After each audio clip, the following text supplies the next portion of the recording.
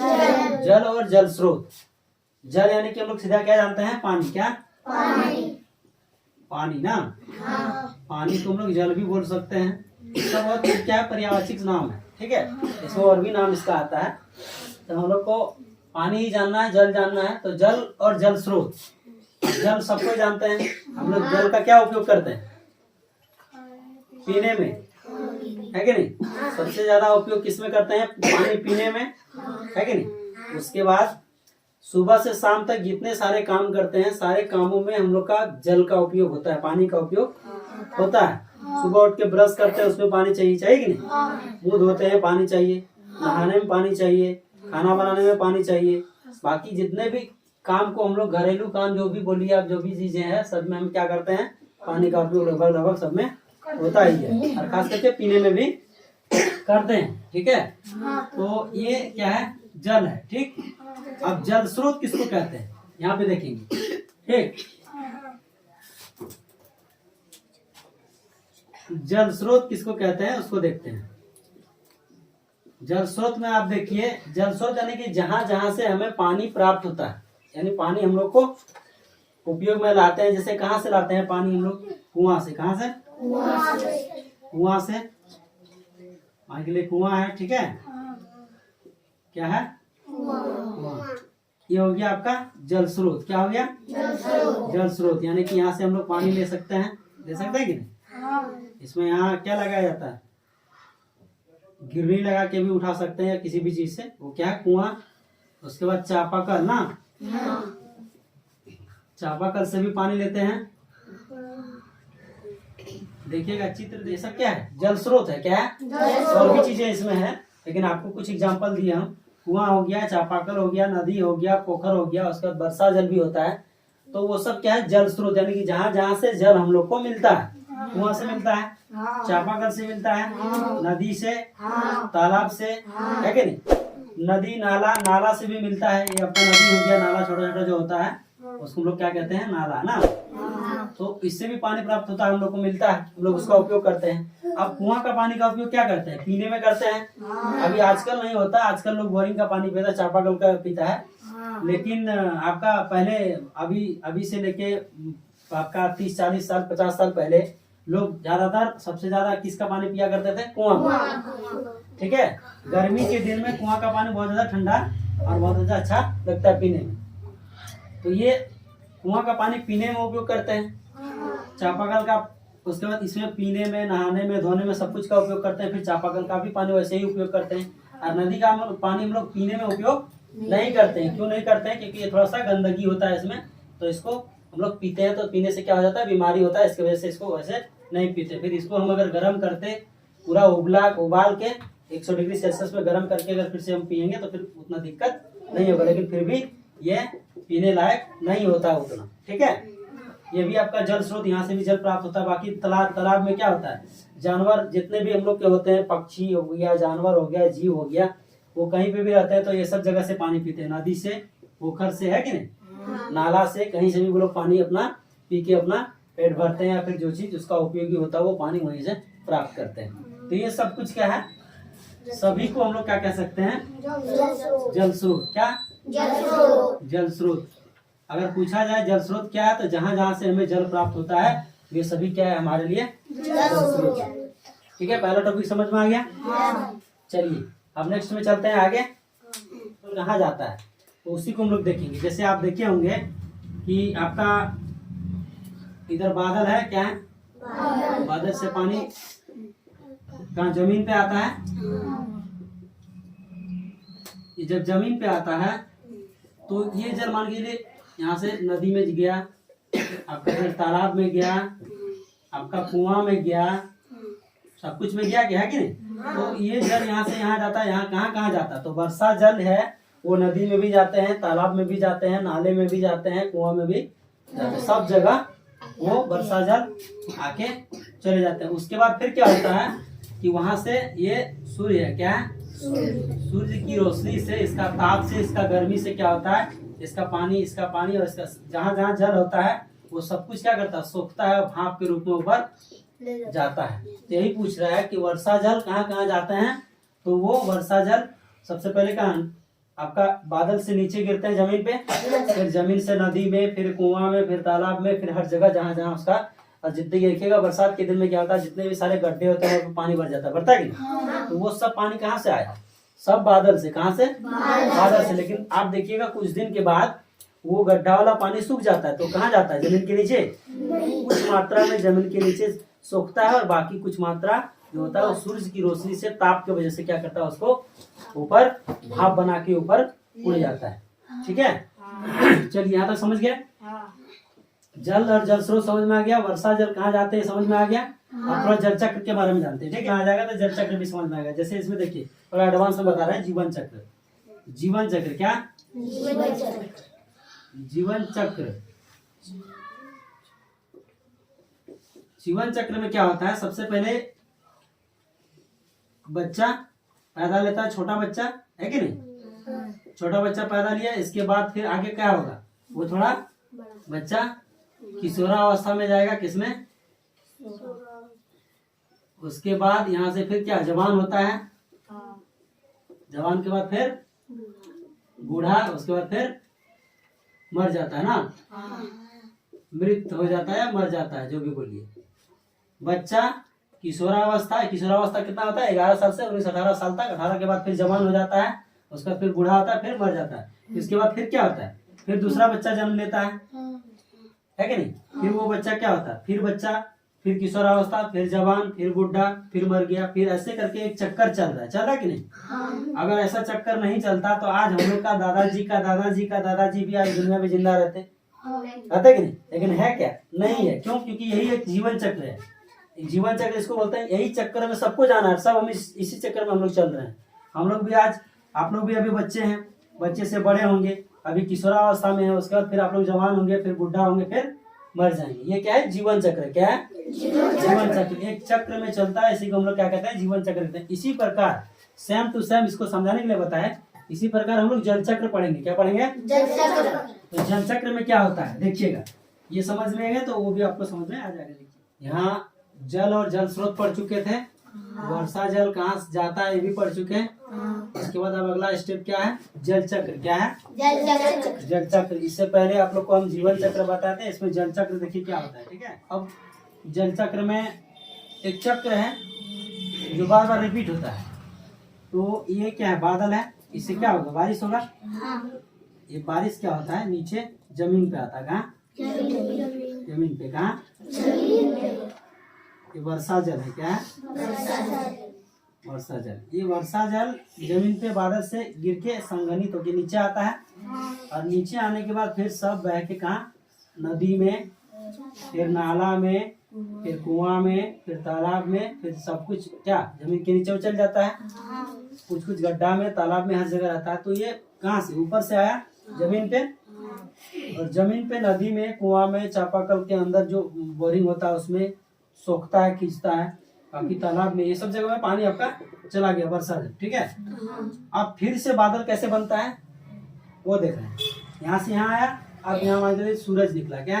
सूरज क्या होता है? रोशनी देता है, गर्म होता है, इससे धूप लगता है कि नहीं? ये क्या करता है? नदी में जाता है, रोशनी पड़ता है, फिर आपका कुआं में पड़ता है, फिर आपका जाके तालाब में पड़ता है, हर जगह रोशनी इसका क्या करता है? पड़ता है। क्या करता है? ये सूर्य का रोशनी है। क्या है? सूर्य का प्रकाश बोलिए, रोशनी। ठीक है, अरे सूर्य है। और ये क्या करता है? यहाँ जब धूप पड़ता है तो ये क्या होता है? ये बारिश जो पानी था यहाँ पे, नदी में, तालाब में, कुआं में, हर जगह, ये सब क्या होता है? वाष्प बनता है। क्या बनता है? वाष्प, यानी कि भाप जिसको बोलते हैं। ठीक है, वाष्प बनता है। क्या बनता है? वाष्प। उसके बाद यहाँ से फिर कहाँ जाएगा? ऊपर। कहाँ?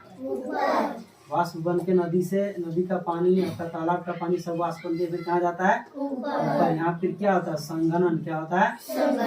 संघनन, यानी कि ये संघनित होके फिर जाके क्या, यहाँ पे जाके वाष्प क्या, बादल बना, और बादल से फिर क्या, संघनित होके फिर इधर वर्षा के रूप में फेंक देता है। देखिए एक चक्कर है, कैसे हुआ? बादल से बारिश हुआ, बारिश से नदी, कुआं, तालाब, हर जगह पानी गया, फिर वहां से सूरज का रोशनी, गर्मी से, ताप से वो फिर भाप बनता है। क्या बनता है? वो भाप ऊपर जाके फिर बादल बनता है, और बादल बन के वहाँ संघनित होता है। संघनित मतलब ठंडा होता है, और ठंडा होके फिर वो बूंद बूंद बन के फिर वापस आता है। तो क्या एक चक्कर हो रहा है, यहाँ से गया यहाँ, फिर यहाँ से फिर गया यहाँ, फिर यहाँ से बादल, फिर यहाँ, यही एक चक्कर है। क्या है? इसी को हम लोग क्या कहते हैं? जल चक्र। क्या कहते हैं? जल चक्र। समझ में आया कि नहीं? बादल बना, बादल से बारिश होके फिर नीचे पानी आया, नीचे से फिर सूरज की रोशनी से फिर भाप बन के फिर ऊपर गया, फिर ऊपर जाके फिर वहाँ बादल बना, बादल बन के फिर संघनित हुआ, फिर बादल में बारिश हुआ, फिर ऐसी यही एक चक्कर चल रहा है। इसी को हम लोग क्या कहते हैं? जल चक्र। क्या कहते हैं? जल चक्र। ठीक है, समझ गए आप लोग? चलिए अगला स्टेप आपका क्या है? वाष्पन। क्या है? आगे इसको हम लोग समझ गए। आगे सिखाते हैं कि नहीं? ये रस्सी है, रस्सी में आप अपना पैंट सूखने दे दिए। क्या सूखना है? हम लोग जो पहनते हैं वो पैंट सूखने दे दिए इसमें, उसके बाद कपड़ा दे दिए, कोई भी चीज सूखने दिए, है कि नहीं? कपड़ा सुखाते हैं, तो ये कपड़ा सूखता कैसे? ये मान लीजिए धूप है, हम लोग सूखने कहाँ रहते हैं? छाया में, धूप में। कहाँ? धूप में जल्दी सूखता है। तो क्या होता है? सूरज का रोशनी किसमें पड़ता है? कपड़ा में, भीगा हुआ कपड़ा में पड़ता है कि नहीं? तो ये क्या होता है, इसमें जो पानी होता है, इसमें जो कपड़ा भीगा हुआ सुखाए हम, इसमें जो पानी होता है वो पानी क्या करता है? ये सूरज का गर्मी उसको ताप में गर्म करके फिर क्या बना देता है? भाप। क्या बना देता है? वाष्प। इसको वाष्प बोलते हैं, भाप जिसको बोलते हैं। ठीक है, वाष्प बन के फिर ये कहाँ जाएगा? ऊपर। कहाँ? ऊपर जाके फिर क्या बनता है? वो बादल। क्या बनता है? बादल। वहीं पे जाके मिल जाता है। तो ये सारा कपड़ा कैसे सूखा? तो सूरज का गर्मी या ताप से। तो इसमें जो गर्मी पड़ा तो ये पानी जो यहाँ से सोखा, सोख के जो वापस जो गया आपका भाप बन के, उसी को हम लोग क्या कहते हैं? वाष्पन। क्या कहते हैं? वाष्पन। इसका सटीक एग्जांपल देखिए, इसका अच्छा एग्जांपल आपको बताते हैं। ये समझ में आया? कपड़ा कैसे सूखता है? तो सूरज के रोशनी से उसका जो पानी होता है कपड़ा में, भीगा हुआ कपड़ा, वो क्या करता है? सूख के ऊपर वाष्प के रूप में ऊपर फिर उड़ जाता है। अब देखिए जैसे खाना बनाते हैं, खाना बनाते हुए देखे होंगे आप, जैसे आपका चूल्हा में चढ़ा हुआ है। ठीक है, अब इसमें एक ढक्कन ऊपर से देते हैं, हम लोग देते हैं किसी। अब यहाँ से गर्मी आता है, गर्मी आने के बाद यहाँ से देखिएगा, अगर ये इतना दूर तक पानी है या फिर चावल है, कोई चीज हम लोग भरे हैं, यहाँ से भाप बन के ऊपर उड़ता है कि नहीं? ये ऊपर उड़ के इस ढक्कन में आके देखिएगा बैठता है। क्या होता है? बैठ जाता है। और आके भाप जब बाहर नहीं, कुछ भाप बाहर निकलता है, कुछ जो बचा खुचा रहता है इस पे बैठ जाता है। और इस बर्तन को आप जैसे ही उठाते हैं, आप देखिएगा नीचे यहाँ बूंद बूंद पानी गिरने लगता है, ढक्कन के ऊपर में देखिएगा बूंद बूंद पानी रह जाता है। यही क्या है? वाष्पन है। क्या है? यही क्या है? वाष्पन। यहाँ आग का गर्मी से हुआ और वहाँ पे सूरज का गर्मी से हो रहा था। यही क्या है? वाष्पन है। ठीक है, समझ गए? चलिए आगे अगला टॉपिक देखते हैं। अगला आपका है पौधे द्वारा जल का क्षति। पौधे द्वारा जल का क्षति। अभी पौधा पेड़ है, मान के लिए क्या है? पौधा है। क्या है?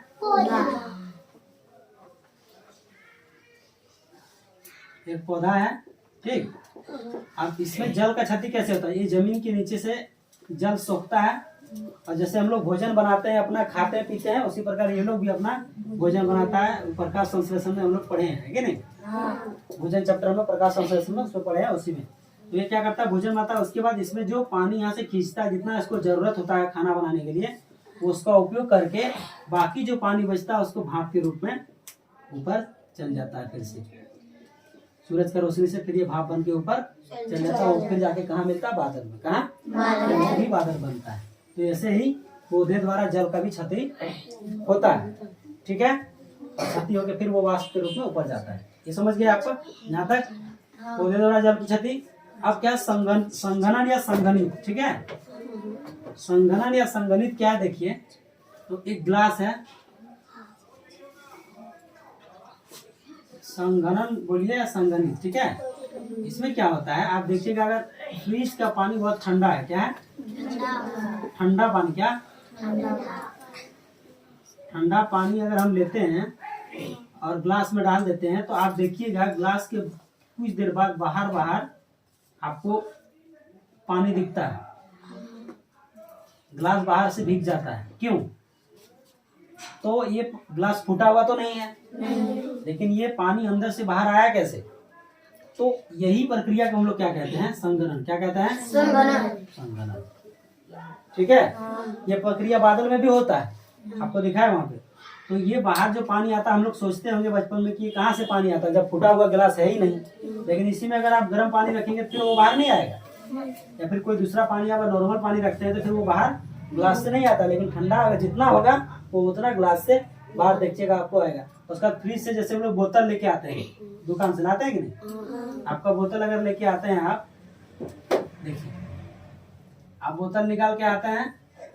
अब बोतल में क्या होता है देखिएगा, फ्रिज से निकालने के बाद फिर बोतल के बाहर पानी आ जाता है थोड़ा देर के बाद। तो वो पानी कहाँ से आया?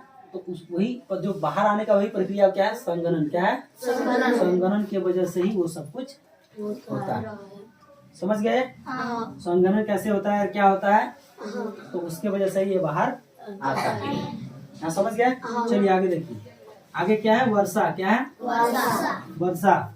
वर्षा नहीं जानते हैं? बरसात का दिन आप देखें कि नहीं? खेती बाड़ी होता है बरसात की वजह से हम लोग की तरफ।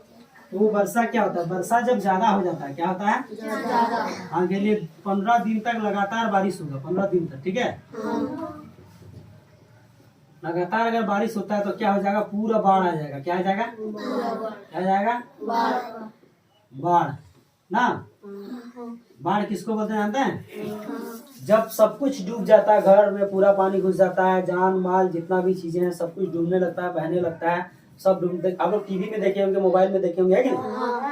आप लोग देखते हैं तो उसमें देखते हैं बाढ़ आता है, सब कुछ डूबने लगता है, गाड़ी वाड़ी बड़ा बड़ा गाड़ी तैरने लगता है पानी में और सब डूबने लगता है, मरने लगता है। फिर उसको नाव से या जहाज से उठा के, हेलीकॉप्टर से उसको रेस्क्यू किया जाता है कि नहीं? तो वही क्या है? बाढ़ है। जब बहुत दिन तक लगातार वर्षा होता है तो वो वर्षा कैसे रूप, मतलब बाढ़ का रूप ले लेता है। फिर क्या होता है?